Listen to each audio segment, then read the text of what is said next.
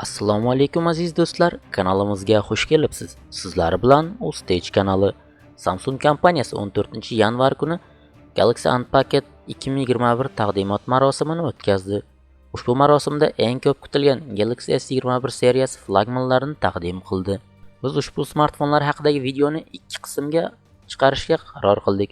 Videomizning birinchi qismida standart talqindagi Galaxy S21 hamda Galaxy S21 Plus smartfonlar haqida ma'lumot beramiz.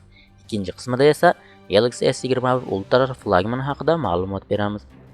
Do'stlar, videoni boshlashdan oldin video rivoji uchun bittagina like bosishingizni va kommentariyada o'z fikringizni yozib qolishingizni so'rab qolamiz. Agar kanalimizga obuna bo'lmagan bo'lsangiz, albatta obuna bo'ling. Chunki bizning kanalda texnologiyalar olamidagi eng so'nggi yangiliklarni birinchilar qatorida kuzatib borishingiz mumkin. Tayyormisiz? Qani bo'lmasam, boshladik.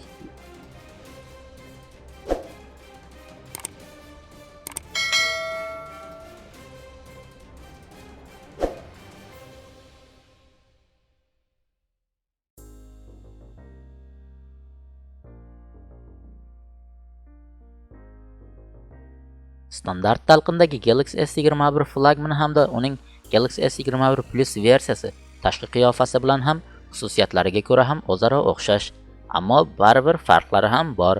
Har ikkalasi ham romsiz ekranli displey tepa qismining qoq o'rtasida old kamera uchun tirqish ochilgan. Flagmanlarning old paneli boshqa aksariyat smartfonlardan aytarli farq qilmaydi, lekin orqa tarafi o'zgacha ishlab chiqilgan. Aniqrog'i ularning kamera blogi korpusining asosiy yuzasidan bo'rtib chiqib turishi hamda rangiga ko'ra farqlanishidan tashqari yon qirraga singishib ketgan. Galaxy S21 hamda S21 Plus kameralar jamlanmasi bir xil. Birinchi sensor 12 megapikselli, biri 8 diafragmali bo'lib, tasvirni optik barqarorlashtirish texnologiyasiga ega. Ikkinchisi esa 64 megapikselli telefoto modul, 2 diafragmali bo'lib, uni ham tasvirni optik barqarorlashtirish tizimi hamda 3 karralik gibrid zoom bilan ta'minlashgan. 12 megapikselli 2 diafragmali 3-datchik bo'lsa, o'ta keng burchakli ko'rish maydoni 120 darajali obyektiv bilan birlashtirilgan. Fotochaqnoq esa kamera blogidan tashqariga joylangan. Selfilar uchun har ikkala modelda 10 megapikselli 2 diafragmali datchik qo'llangan. Samsung yangi qurilmalarni hududiga qarab eng zo'r protsessorlar Snapdragon 888 yoki Exynos 2100 lar bilan ta'minlagan. Ularning tezkor ish xotira konfiguratsiyalari ham bir xil. Flagmanlar 8 GB hamda 8 256 GB variantlarda taklif etiladi. Ularda xotira kartasi uchun slot ham, quloqchin uchun 3.5 mm standart audio tirqish ham yo'q. Flagmanlarning barmoq izi skanerlari ekraniga integratsiya qilingan. Displey yuzasiga esa mustahkam Gorilla Glass Victus himoya shishasi yotqizilgan. Ular Android 11 operatsion tizimi ustiga qurilgan eng yangi One UI 3.1 grafik qobig'i bilan taqdim etilgan. Tabiiyki, flagmanlar 5G tarmog'ini qo'llab-quvvatlaydi va kontaktsiz to'lovlar uchun NFC chipiga ham ega.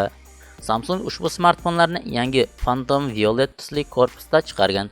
Flagmanlar korpusi IP68 standartiga ko'ra chang va suvdan himoyalangan. Ular 1,5 metrlik suv tubida yarim soatgacha jon saqlay oladi. Bazaviy modeldagi flagman Galaxy S21 diagonaliga 6.2 dyumlik dinamik AMOLED 2x displey bilan jihozlangan. Unda kadr yangilanish chastotasi kontentga bog'liq holda 48 Gz dan to 120 Gz gacha sozlanadi. Ekranda tasvir aniqligi 1080 ga 2400 piksellik bo'lib, u HDR10 Plus texnologiyasini qo'llab-quvvatlaydi. Samsung Galaxy S21 Plus modelining sherigidan asosiy farqi ekranning o'lchami kattaroq, ya'ni diagonalga 6.7 dyumlik ekanligidir. Displeyning qolgan jihatlari standart flagmannikidan farq qilmaydi. Galaxy S21 avtonomligi 4000 mAh akkumulyator mas'ul bo'lib, u 25 vatlik tezkor quvvatlash texnologiyasiga ega. Shuningdek, flagman simsiz usulda 15 vatlik tezkor zaryad ola biladi. Yana reversiv zaryadga, boshqa gadjetlarga quvvat uzatish xususiyatiga ega. Galaxy S21 Plus batareyasining tok sig'imi bo'lsa 4800 mAh.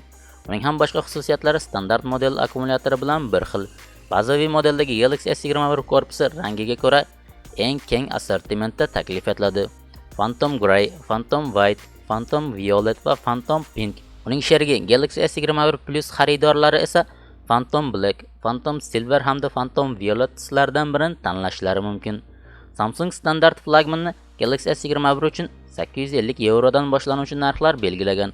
Uning plyusli versiyasi narxi esa 1050 yevrodan boshlanadi. Ular uchun allaqachon oldindan buyurtma berish mumkin.